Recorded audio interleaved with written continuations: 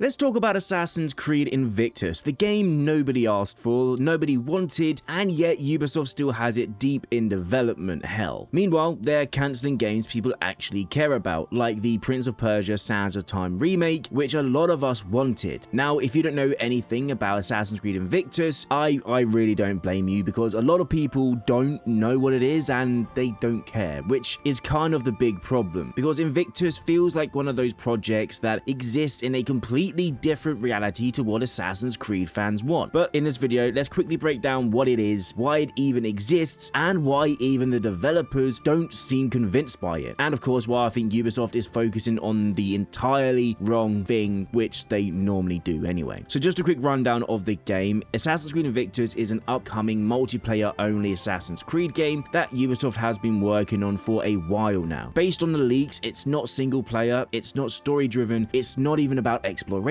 it's a stupid little live service multiplayer experience. Again, according to the leaks and reports, it's meant to be a fast-paced competitive game featuring multiple Assassin's Creed characters with short, styled visual matches and a tone closer to something like Fall Guys than classic Assassin's Creed, which sounds pretty stupid when I say it out loud. Which brings forth the question, who is this game even for? Because it doesn't feel like it's aimed at long-time Assassin's Creed fans, and it doesn't really feel like something new players are asking for either. It feels like a game designed to chase trends and set up microtransactions and a live service system rather than serve the franchise and the overall story as a whole, which a lot of us don't care about and don't want in Assassin's Creed. And then this is where things start to get a little bit uncomfortable, because there's been a rumor circulating shared by Accessi Animus and Jonathan that paints a pretty bleak picture of what's going on internally. According to this rumor, a Ubisoft developer said, "I don't know a single colleague who enjoys Assassin's Creed Invictus," and it gets worse than that. The reported comments claim that developers don't believe in the project, morale around it is low, and that only management seem enthusiastic about it, which I'm not surprised because it's their live service cow milking game that they could just pump microtransactions into. One quote that's been floating around describes the game as ridiculous animations, hideous cartoonish characters, idiotic sounds and visual effects, and a concept that feels completely disconnected from Assassin's Creed. And the developer allegedly even questioned who the game is for, suggesting it's something that feels like it's aimed at very young children while still being packed with live service monetization, which is completely stupid because Assassin's Creed is about running around killing people, so it should be an 18+ game, not built for kids. The important disclaimer though, before I get too hyper and